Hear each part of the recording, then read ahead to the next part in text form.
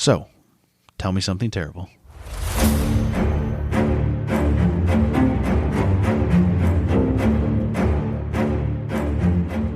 Hey, look. You are horribly left-hand. Like, you have no ability to use your left hand. Okay.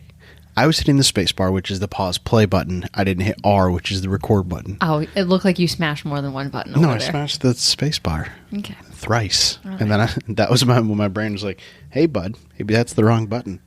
So then I quickly pivoted and hit the correct button. And now we're recording a podcast. Yay. For the first time in forever. Like, legitimately a month. Yeah, legitimately a month. The last one we recorded was the bonus pod over 2 weeks ago. Yeah, and the last time we recorded one you wrote was at least a week before that, if not 2. yes, and we were supposed to release this one last week, but We've been playing a game called Pass the COVID. it's so much fun. So what? 12? No, not even. 9 days ago, I went positive, and then 5 days ago, you went positive. 4 days ago, yeah. Whatever. So we're The recording day that you left quarantine, even though I entered quarantine. and even though I am teeming with fresh antibodies, we are recording this. I would say 5.5 feet apart. Perfect. Risking Risking it for the biscuit, huh? Well, yeah, and I can't go back any farther, so suffer. If I clear my throat, I'm sorry. No. I haven't talked this much. All the apologies in a long ahead of time. time. There's going to be like some throat clears, some heavy sniffling probably. You'll probably hear me swallow because the mucus in my throat is so thick. Right on cue. There we go. Got I have cough drops up here because the room we're recording in, I lived in for 5 days with no contact outside of my phone to humanity. Yep. He'd peek his head out the door every once in a while.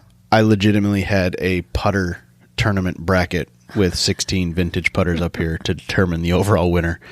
And I was so lazy I didn't finish it. So Exhausted. You were exhausted.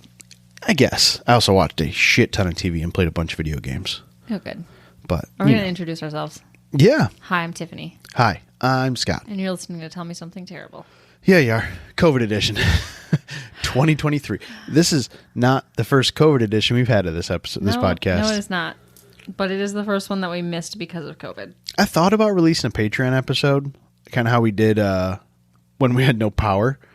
Oh, yeah. But that's when fun. we used to record or like spit them out every week. Yeah. So we didn't want to like break our streak because we went the first year. Like 18 months almost. Yeah. At least the first year straight with never not recording or releasing one. And that was twice a week for most of it. There wasn't a lot of public outcry.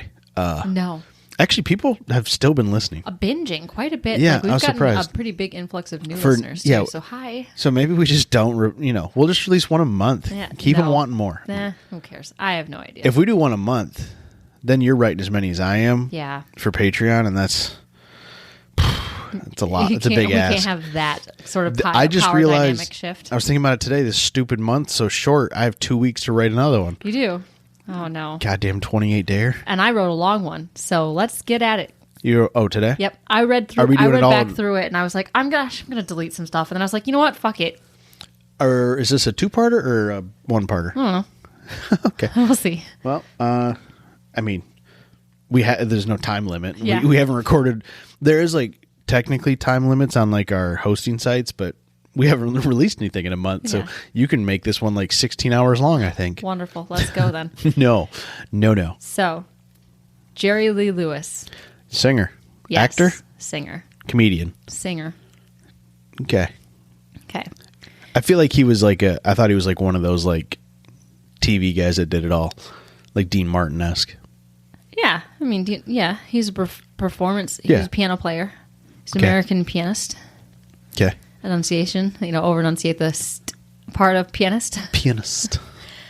So, he was dubbed the original wild man of rock and roll. Okay. So he was born in September 1935 to a poor farmer and moonshiner on the side. He was like a moonshiner on the side. And his mother was a God-fearing woman. Okay. Jerry Lee exhibited... Very 1930s of her. Yes. Jerry Lee exhibited an uncanny skill with the piano. And by age 7, his father mortgaged their house and bought Jerry Lee his first piano. I want to know, how, I guess times were different, but how does a dirt poor moonshiner's 6-year-old have access to a piano? Well, they were in a they were really churchy. Oh, that's right. Yeah. Yeah. Yeah. Okay. That's why. Yes. And so he had a knack for it. And so his parents were like, I do have to remember that me at that age was singing in musicals in the church. ooh, So, all high pitched and stuff because your balls haven't dropped yet. yes. Yeah. The voice of an angle. So, Kind of. my favorite murder deep cut.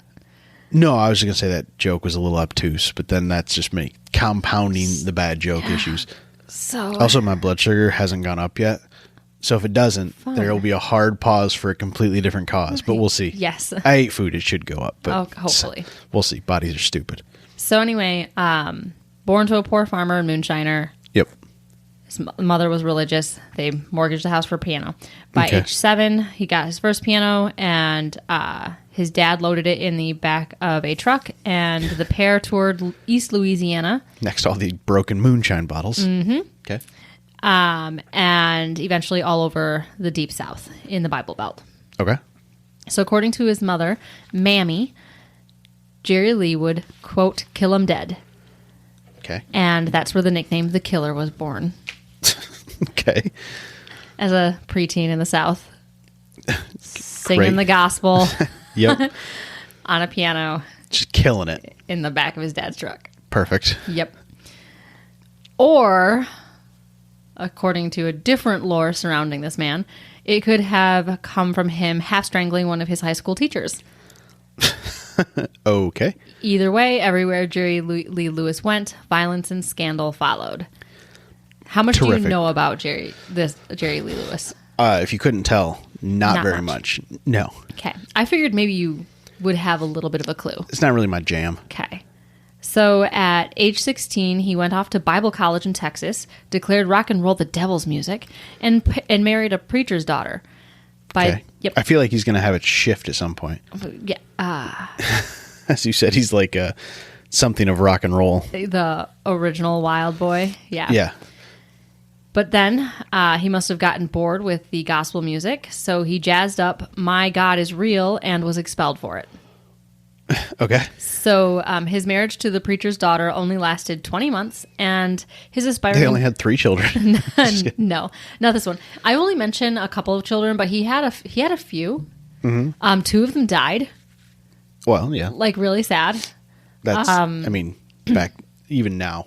No, I mean like died like car accident and Like tragically, not like at birth. His children as teenagers in like the 50s died. Okay. Yeah. Well, no. He was born in 35. He didn't have teenagers in the 50s. When he was in the 1950s, he was old enough to have kids that turned into teenagers that died. Okay, eventually. Yeah. Gotcha. Okay. Sorry. I was making sure I didn't have the timeline wrong. You're good. I also might have. You wrote this with COVID, so you're a little foggy.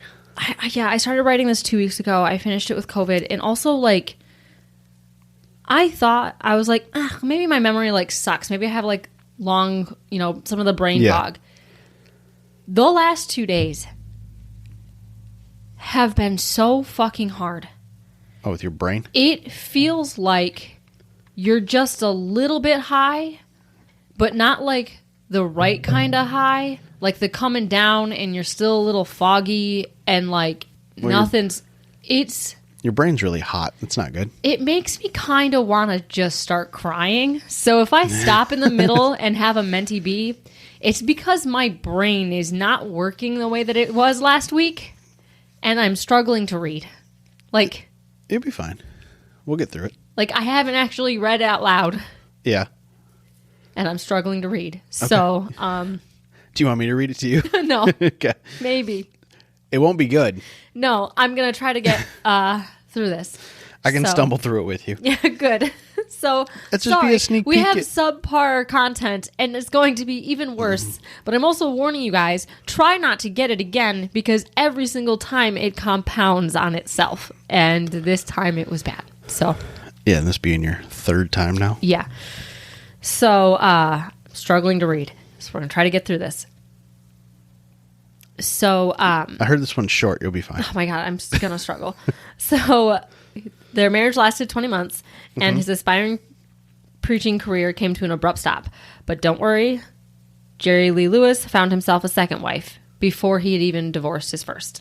Efficient. So he joined, this is a pattern.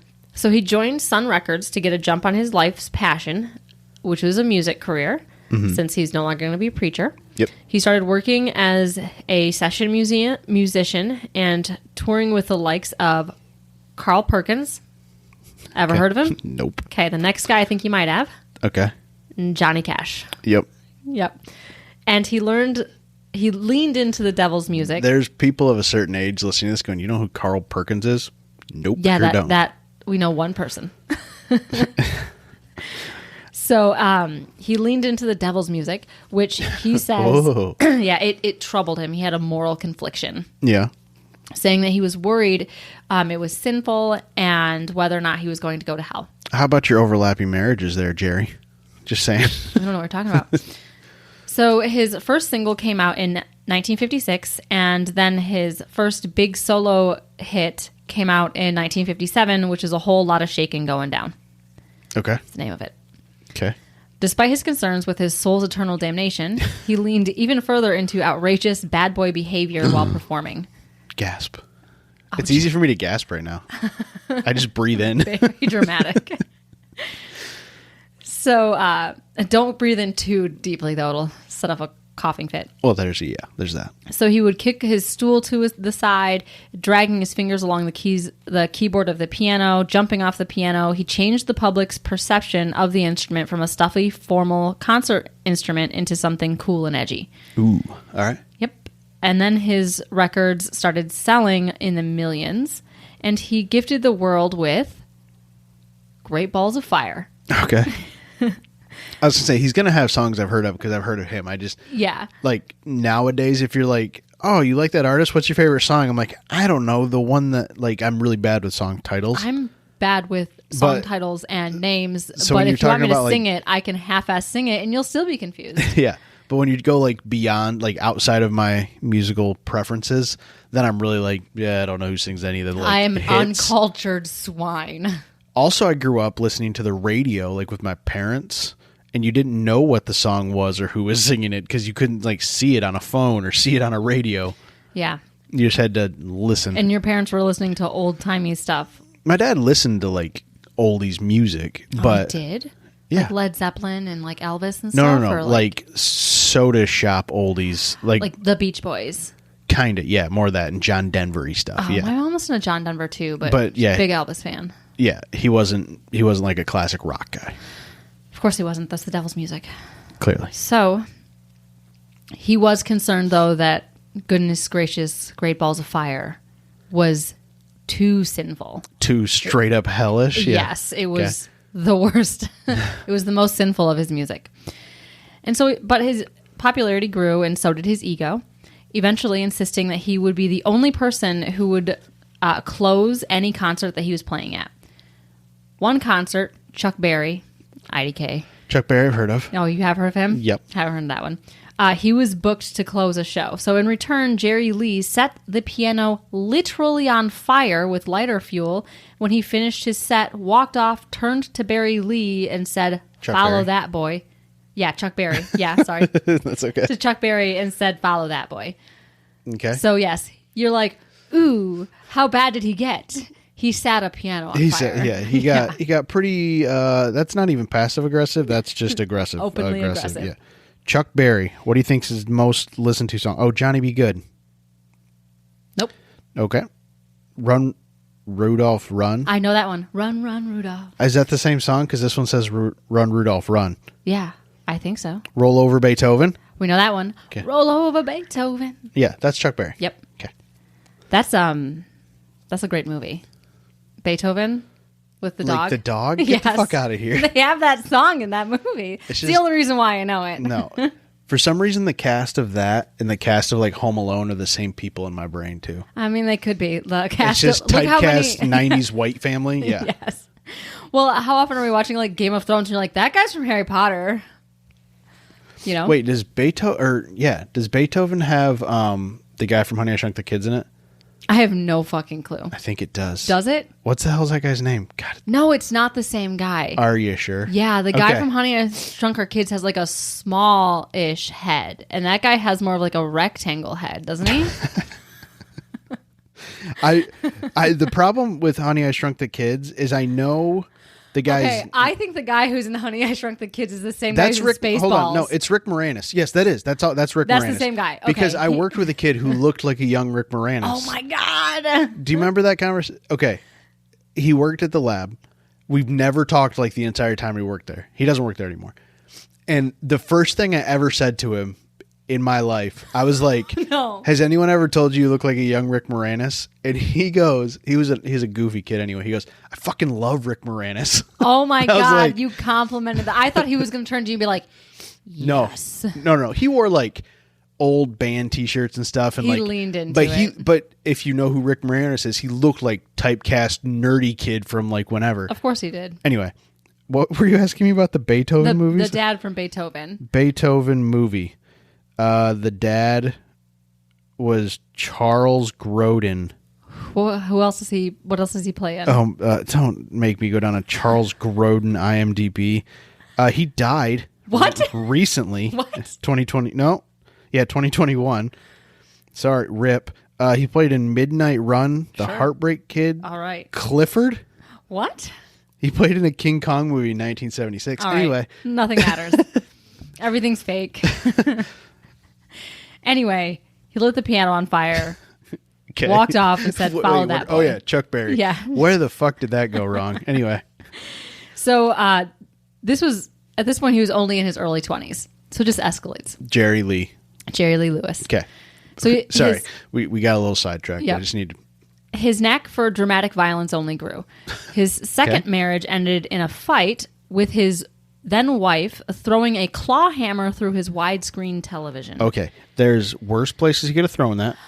I didn't know I what think kind of. she was aiming for him. Oh, she threw it. Yeah, she threw it. Oh, okay, I thought he was gonna throw. I was like, I didn't realize he was gonna become like some sort of like psycho murderer. So she chucked one through. Oh, good. She chucked a claw hammer through their TV. Yeah. Awesome. I'm going to assume it was self-defense or finally fucking snapping and destroying his shit because Hopefully, he was watching football and she he's was an over asshole. Nope, that's probably not what happened. I don't know. This is also Wild I want to preface speculation. with yes. I want to preface this. At some point, we're going to start getting into allegedly territory. it. Okay.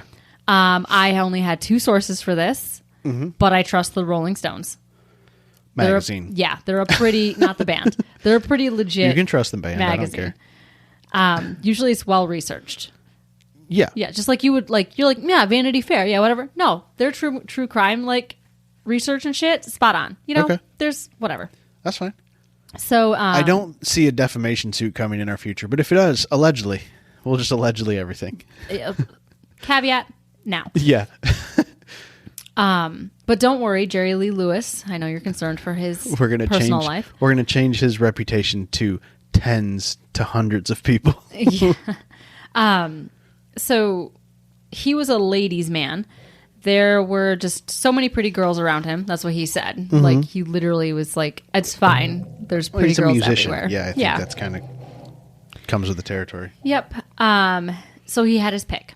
Okay. And so while on tour to the United Kingdom, because he had reached international renown by now, Yep. he announced his marriage to his third wife, Myra Brown. Okay, we got a first and last name. If you know anything about this podcast, it's not good. You'd never want to know the full name of anybody because they don't live. This one lives. Oh, did she kill someone? No. Okay, Myra good. Brown Okay. is his first cousin once removed. Oof. Okay. So what he said was, Out of everybody, he kept it in the family. this is his 15-year-old cousin Whoa. Okay. That is. How old is he at this point? in his mid-20s. Okay. I mean, there was not going to be a number you were going to say I was going to be happy with because he's not 17 at this point. So the London media soon uncovered the truth. Yeah, that his child cousin and him are married. Now that Myra was 13 years old. Jesus, that's worse. But, so what? And this ruined his career overnight. You think? So the United States entertainment industry blacklisted him. Okay. And he was told to leave the United Kingdom immediately. All of his shows were canceled, which came to a complete shock to him, So, okay. claiming that he didn't know that child brides were taboo in Britain and that this was the norm in the southern states.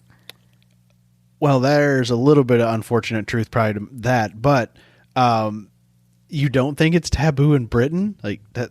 What?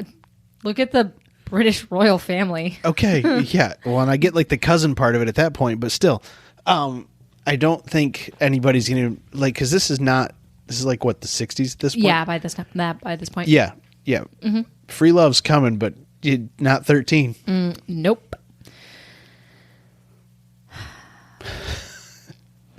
But don't worry, this marriage managed to go on for a decade. The one to the child. Okay. But mostly it's because poor 13-year-old Myra, a literal child, had no idea that what she had gotten herself into. This is where the controlling husband reared his ugly head. Well, yep, that would make sense. So according to Myra, who later wrote a book about her experience married to Jerry Lee Lewis, the marriage was a roller coaster. He was rarely home, spending most of his time on tour, at clubs, or recording in an attempt to rebuild his music career. Okay. Only this time he had shifted gears to the country music scene. Okay. He was like rock and roll's over. His people? Yeah. Yes. Unfortunately. They're more his style. Yes. When he did come home from touring, he demanded obedience, innocence, and submission Okay. because he's a godly man. He's something. So from her book, Great Balls of Fire, quote, she named her book that. He Myra, had syphilis. probably. Myra never knew who would walk in the door in the guise of Jerry Lee Lewis, she wrote in her 1982 book. The man she usually met was the killer, the lean, mean, honky-tonk pianist, wired from weeks on the long road, depleted by pills as the road became endless, still on his way back up the ladder. He usually arrived unannounced in the middle of the night, wanting a hot meal and hot sex.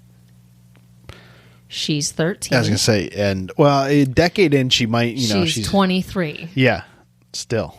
So, and if he didn't get what he wanted, then fights usually ensued. And not just verbal ones. One day, Myra recalls Jerry Lee still up from drinking with band members the night before. They got into a fight bad enough that Myra called the cops, and in response to this, Jerry Lee knocked her to the floor and threatened to kill her, which was totally plausible. He had a habit of hitting her until she was black and blue and didn't care where. He even hit her in her face. I mean, where's she going to go? She probably doesn't has zero freedom at that point. Yeah. Yeah, she's in southern United States. Yeah, probably she has nothing. And she has kids at this point. Yeah, she's got nothing to fall back on. Yeah, they had kids. A kid that Jerry Lee would gaslight into thinking that their mom had gone crazy, hitting her own self in the face. Oh, jeez. Yep. Okay. So by 1971, though, Myra and Jerry were divorced, and he had now moved on to his fourth wife, Jaren Gunn Lewis. Jaren Gunn Lewis? Mm-hmm. Okay. Gunn. That's fine. So Jerry Lee fueled all his rage and ego with drugs and guns, naturally. Okay. He loved himself some firearms. When the EMS and sheriff and investigators later came to his house, the investigators Clark and Roy saw a 9mm pistol sitting on the bedside with bullet holes in the wall, just for shits and gigs. So people tell stories of him, quote, accidentally shooting his bass player with a .357 Magnum in the chest. He claims he didn't know it was loaded. Okay. Luckily, the bass player lived and was able to sue. Okay. Yep. Sorry, this guy's just like a perpetual dirtbag at this point. Mm-hmm. So Jerry Lee even drove from his DeSoto County home. I'm happy I don't know his music. Fuck him. Yeah. So next time that you hear Goodness Gracious, Great Balls of Fire. You don't hear it. No. It's kinda... Yeah, well, cancel culture and all. Right. So Jerry Lee... Some people deserve it. Yeah. So Jerry Lee even drove from his DeSoto County home in Mississippi to Memphis, Tennessee, high on who knows what, crashed his Lincoln through the gates of Graceland, got out and started waving a .38 pistol, screaming at Elvis. I was going to say, is this how Elvis died? Just wait. Okay. So he was screaming at Elvis to, quote, come out and we'll soon find out who's king. Okay. All right. He's wild. He's unhinged, yes. Yeah, he is So are America's the- original. So are the gates of Graceland now. Sorry. I walked into that joke. I had to finish it. Walked right into the gates of Graceland. Yeah. And all through this, no one in DeSoto County would touch Jerry Lee Lewis. People would file complaints, accusations. He would be found drunk or high and just be escorted back to his house. But he still managed to stay relevant, touring the country. On one of these tours, he found himself in Michigan with his tour manager, J.W. Witten. J.W. was dating a waitress from this fancy nightclub in Dearborn called DB's. Her name was Pam. Okay. And she had a girl to introduce to Jerry, a girl who seemed like she would be able to handle a man like Jerry, a pushy, arrogant, aggressive man. Her name was Sean. Immediately the pair hit it off. Jerry would later claim that it was love at first sight, and he was looking for a different kind of girl now, a girl with the strength to change him, Okay. because he's a God-fearing man. Yep. And he Needs whisked... a firm hand. Yeah, a very firm hand. He whisked her and her family and Pam away in like limousines for joyrides and traveling all over the country. And when he left for his home back in Mississippi, he would call for Sean over several years, the calls getting increasingly more insistent that he needed to marry her. The problem, though, was Jerry Lee was still married to his fourth wife. Pattern. Yeah. Yeah. Yeah. Who at this point was suing for a big divorce settlement. And it was a messy divorce. Of course. With with Jaron having newspaper reporters filling papers with charges, putting on public display his violent temper and his use of drugs and alcohol, where at this point the IRS was already investigating tax fraud and had seized cash, cars, furniture, cocaine, and marijuana, which the DeSoto County authorities managed to get the charge reduced down to a misdemeanor for a marijuana offense. Okay. Okay. Am I painting a broad enough of a photo for you? Yes. Okay. We don't paint photos. We take photos. No, Paint no. a broad enough of a picture Nope. for It you. was a great metaphor. So Jaron was fighting for child and financial support, and Jerry Lee was pissed, telling her that she needn't worry about any support because, quote, you are not going to be around very long anyway, and if you don't get off my back and leave me alone, you will end up on the bottom of the lake on the farm with chains on you. Oh, a nice direct threat. Yeah. So in June of 1982, just before her final settlement, Jaron was found at the bottom of a Memphis swimming pool, having died of a mysterious accident. Oh, if only we had this like premeditated somehow. What? What? So Jerry turned back to God, Of course. striking a deal for a new life. So he stopped using drugs and drinking as much and started singing the gospel more and wooing Sean even further. Okay. Who, by the way, is familiar with party life because she was like a call girl at DB's. I was gonna say Yeah, yeah. she had a nickname called like Buzz or Buzzy because she was literally always slightly high on something.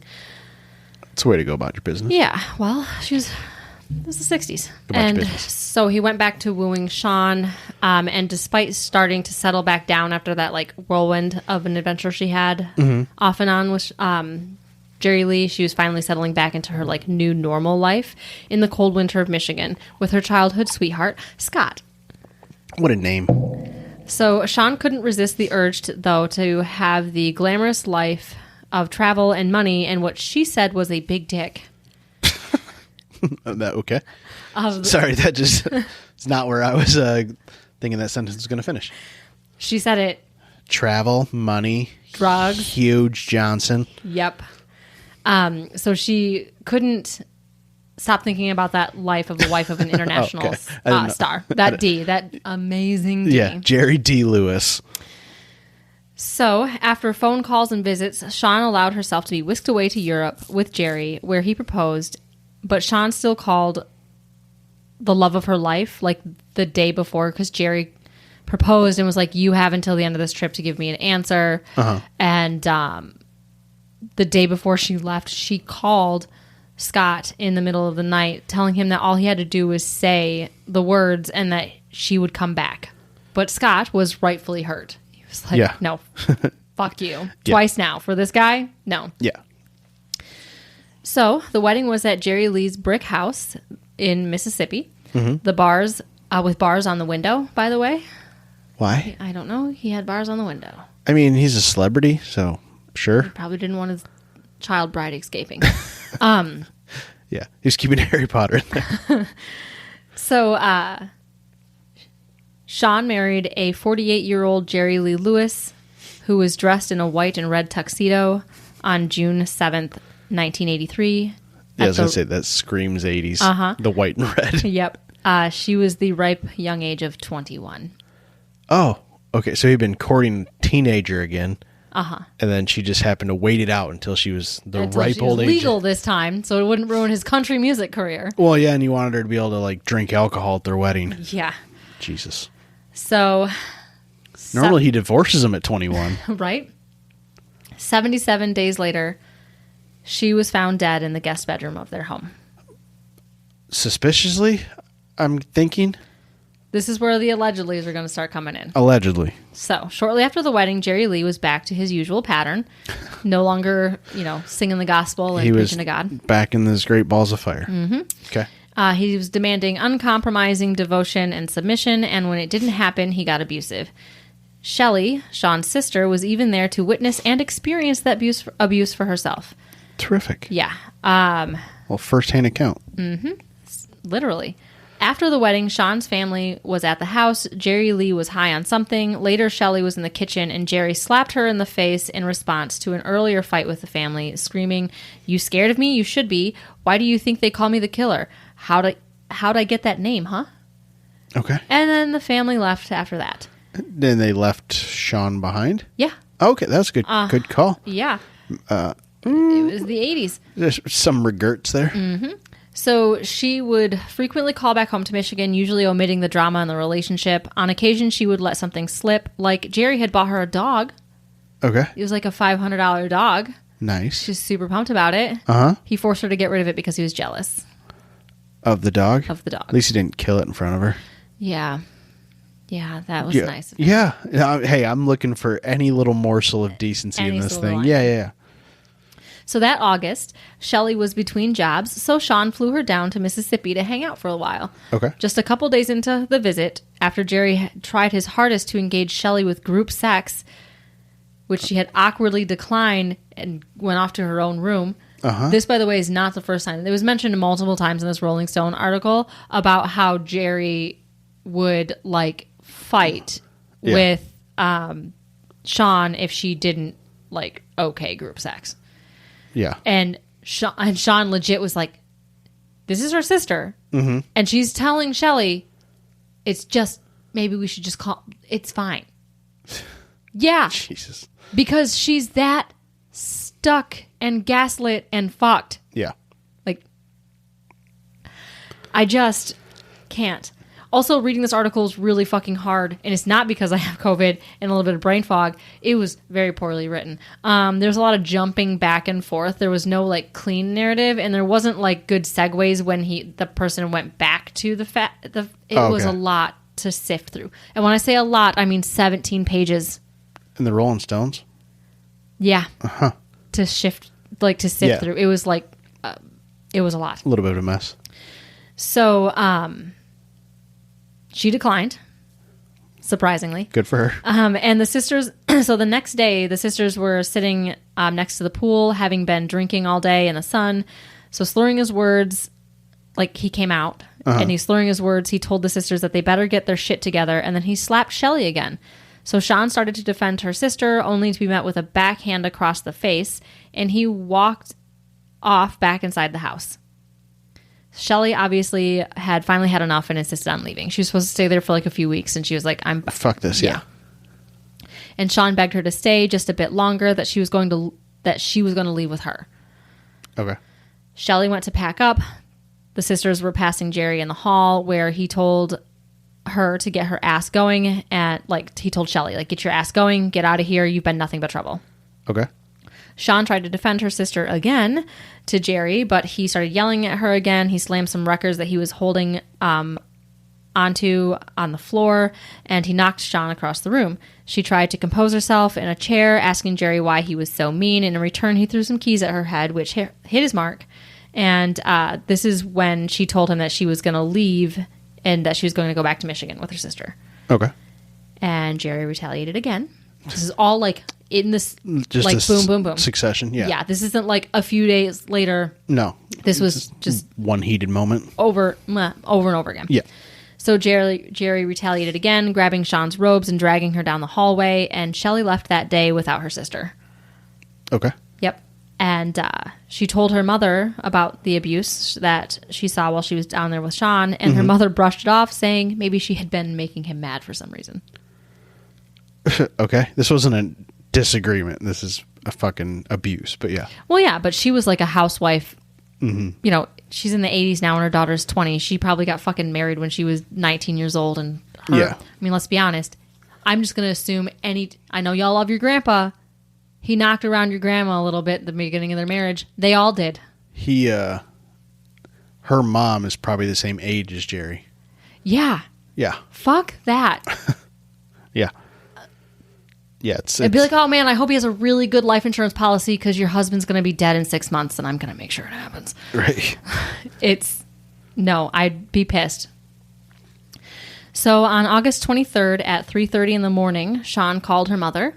She had finally had enough. She said she was leaving him. Her mother, sleepy from being woken in the middle of the night, told Sean to call her tomorrow. Sean had told her she didn't think that she was going to be able to. Okay. And her mother was just like, you just need to call me tomorrow. Call me in the morning, sweetie. And hung up. That's probably going to be regrettable the way you're kind of building this up here. And the next day, an ambulance was called just past 12 p.m. for an unresponsive white female in Jerry Lee's guest bedroom. Okay. This was completely run-of-the-mill, by the way. Police and EMS were used to getting Does calls. he like just have the police like paid off or something? Why does he just get away with shit constantly? We're going to get to there. Okay. So anyway, police and EMS were used to getting calls for some unconscious, passed-out person at Jerry's house because drugs. Happens enough. Yeah. Like, and it wasn't always Overdoses just and shit. Yeah. Yeah, it wasn't just women. It was just everybody. People. It was a party house. So the two EMS were met there by Lottie, which was Jerry Lee's live-in housekeeper of 10 plus years. I'm going to throw some names out here. None of them are important. It's just to kind of keep the EMSs and like everybody straight. Okay. So according to the EMS, Lottie, Jerry Lee, and the sheriff, these are the following events. Okay. Between the convoluted way that this article is written and my inability to think clearly, I'm going to try to be as concise as possible. Yeah. I am sure I have shit wrong. Take it with an allegedly grain of salt. Yes. So Sonny, the EMS, was headed to the guest bedroom where Lottie had just found Sean. Okay. Unresponsive, in just her negligee and the blanket tucked all the way up underneath her chin. In a bed that looked like no one had slept in it. Okay. It was just unusually well made, except for a dead woman laying underneath the very neat sheets. Okay.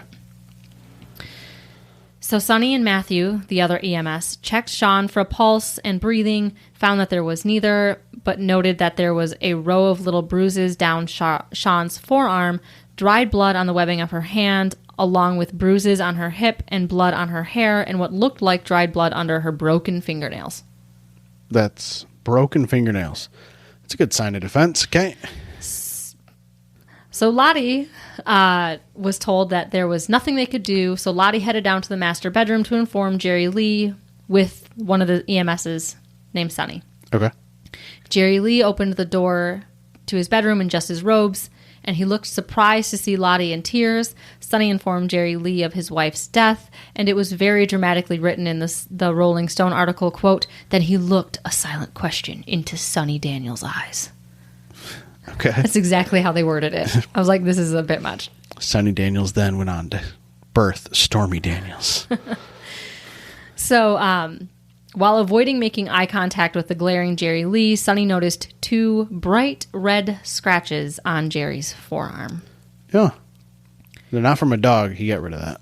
So, yeah. So Jerry replied with, "Dead? You sure?" After which he went into the guest bedroom to confirm himself, grabbed her wrist, dropped it, and just stared at Sean's body and asked if there was anything the EMS could do. And that was when the deputy sheriff, Jack McCowley, entered the room. Okay. So he happened to be in the neighborhood that he doesn't patrol. He just saw that the ambulance was headed to Jerry Lee's and decided to follow and just let him in. Okay. past this like curtain crew people that were there waiting at the gate to tend to some redesign scheduled by Sean. So there were people there waiting to get let into the house. Okay. And the sheriff just drove past them. I know it seems random, slightly important. Okay. So what typically follows a death in Mississippi, I don't know if this still stands true, but during our story's time it does. A coroner's inquest is opened, an investigation takes place. The autopsy is performed by a state public officially elected coroner, and the evidence is supplied to a grand jury, and it is decided from there whether a legal case needs to be opened or not. Okay. And this is what Sonny was going to tell Jerry needed to happen next. So Sonny was like, hey, she's dead. These are the steps we need to take. We need to call the coroner. Yeah. But that's when Jack the sheriff intervened and said that he was going to clear the room, and then he holed himself up with Jerry Lee in the den for more than an hour. And this conversation never made it into a report. Why would it? He did write a report, though, about how he swung by the house, was slowed by the curtain people, and how he arrived in the room finding Jerry hunched over his dead wife. And he noted the bloodstains on Jerry's robes and the scratches. Mm-hmm. And Jerry commented that they needed to find out who killed, how she died. Okay. It was quoted. Yeah. So the EMS and Jack the sheriff also noted in reports that there were clothes piled up in the master's bedroom with blood on them, blood on her bra, blood on a lamp, a blood spot on the carpet, a rivulet of blood on the bathroom floor, and what looked like an attempt to clean up leftovers, like leftover food, from a violent fight. But this report never made it into the investigation files. All right. And neither did the finished reports from the autopsy. Sounds a bit of a botched investigation. So once the investigation was over, J.W. Witten, Jerry Lee's manager, was finally allowed to enter the home at nearly 2 p.m. after being held up outside with the curtain people. Can someone send the curtain people home? We don't need them here. No.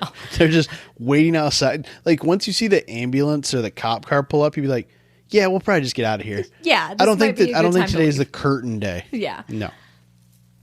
So, and this was like a cursory investigation because that Clark and whatever the hell name I mentioned earlier that I forgot, even though I just said it. Yeah. They managed to get Jerry Lee out of the house so that they could finish an investigation. Yeah.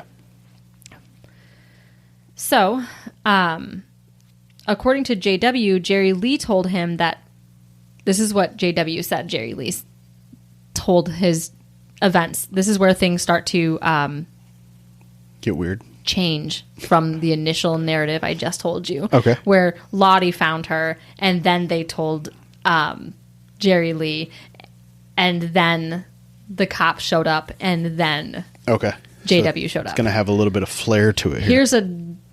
This is where the story changes a little bit. Okay.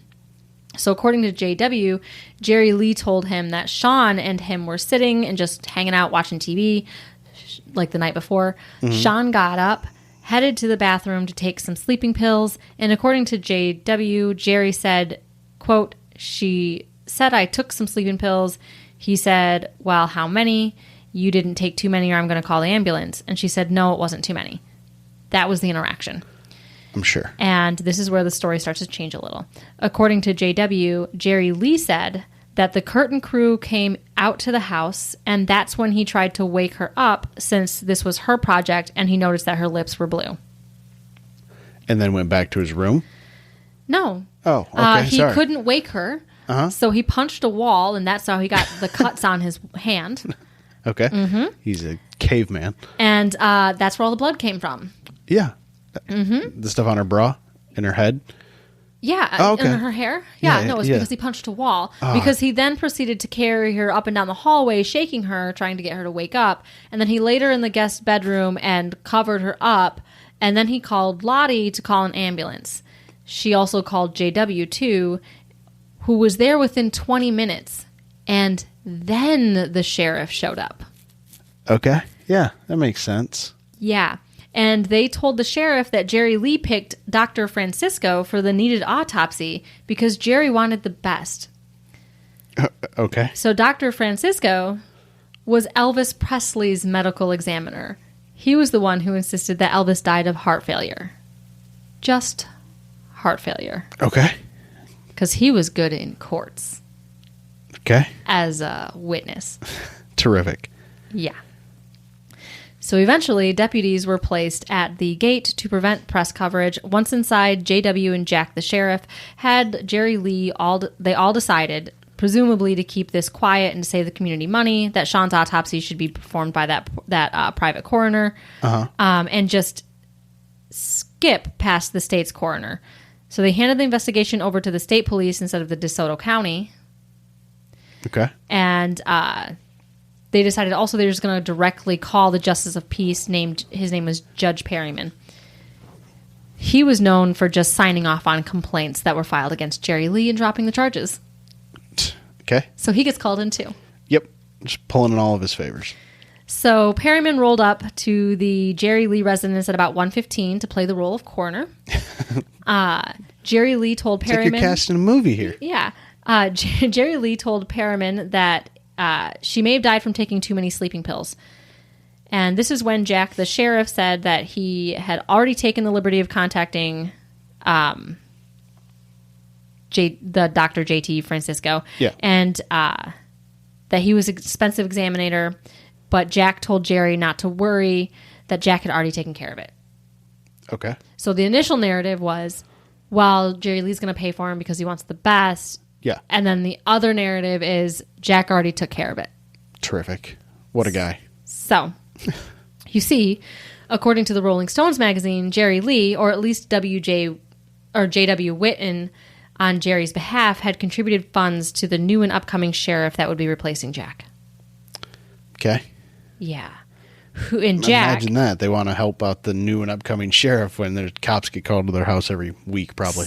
Jack also was living in an extravagant house in the hills of DeSoto County that would put Jerry Lee's brick Tudor home to shame. And he somehow managed to afford this all of this on a roughly $12,000 a year salary. I mean, probably some good investments. Yeah. Very frugal. Yeah. Yeah. Good stock market investments. Yeah. Yeah. Some trust fund money. Somebody's trust fund money. So Sean's body was sent off to Memphis for a private autopsy, which means that the report never needed to be made public. And Dr. Francisco came to the conclusion that there was no foul play, and I used the wrong foul when I typed this. There was no birds involved with this. So there was no foul play. That she had died from pulmonary edema due to an unknown causes. Mm-hmm. And the report was given to the coroner, like the actual coroner, who wrote up a death certificate without ever having seen the body. And under the cause of death, he simply wrote, "See autopsy." Okay. But this report never made it to the grand jury because it was not finished in time. Shocker. Not like it mattered.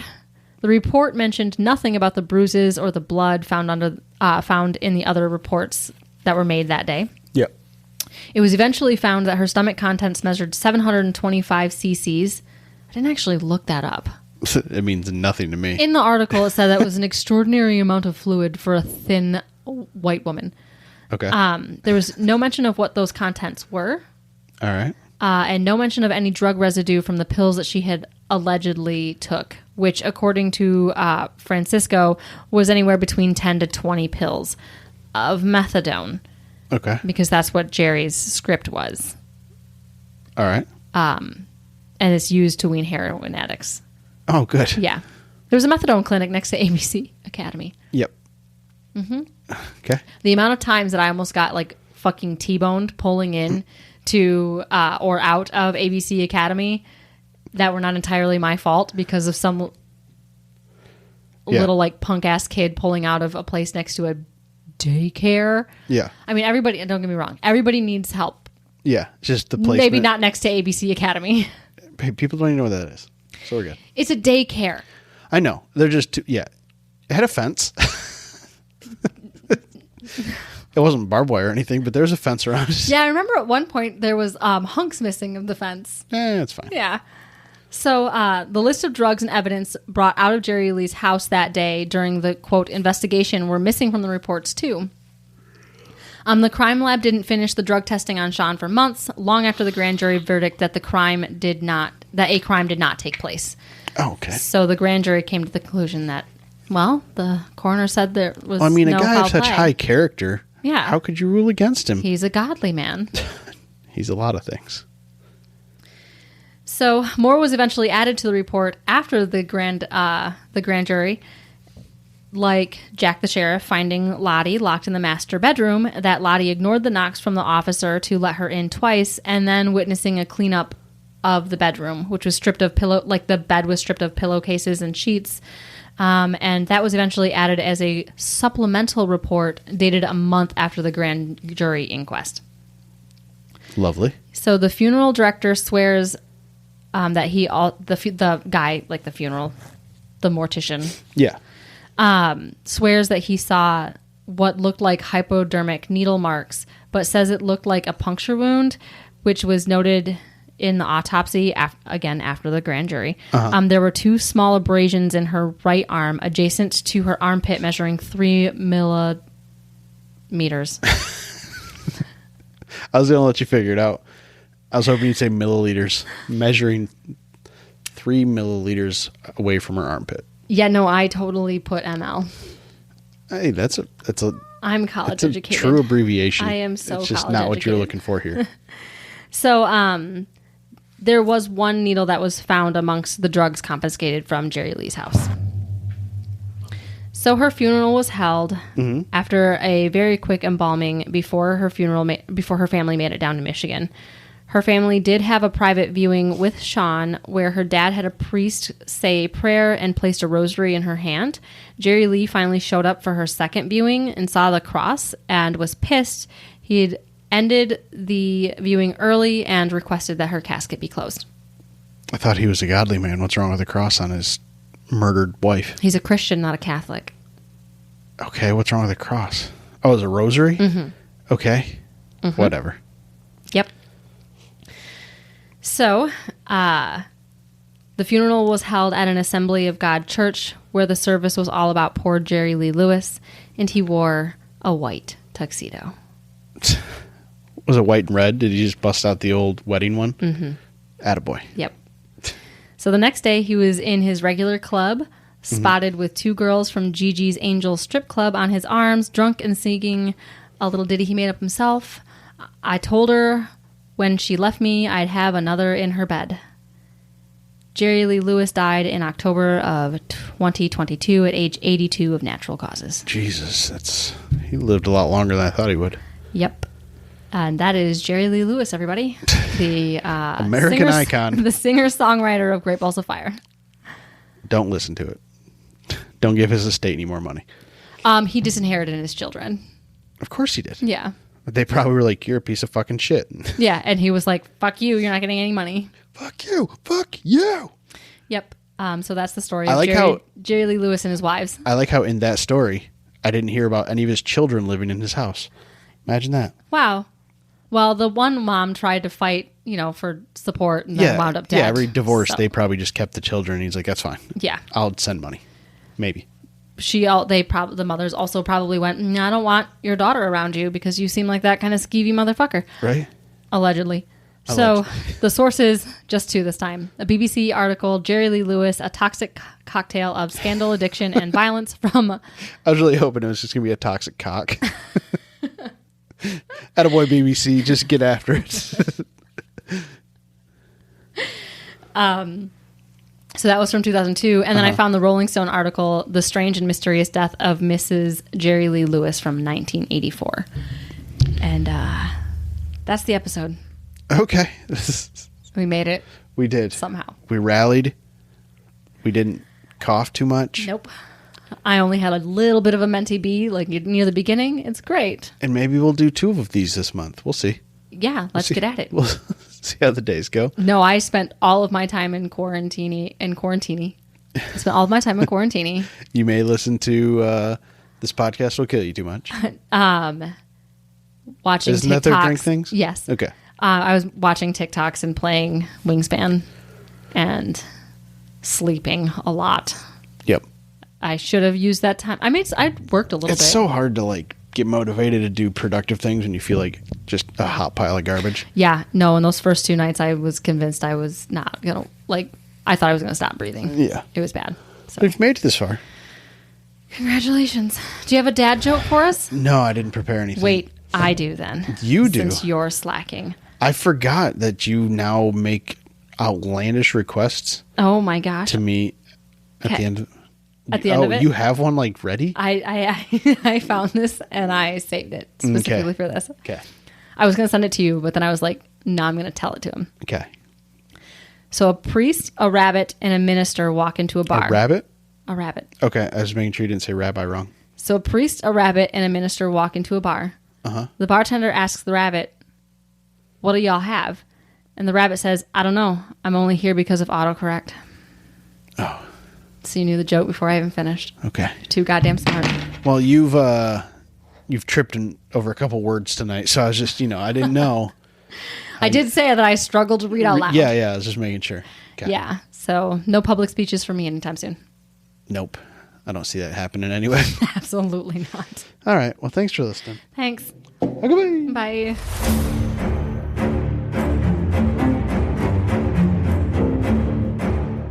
Oof, that was terrible.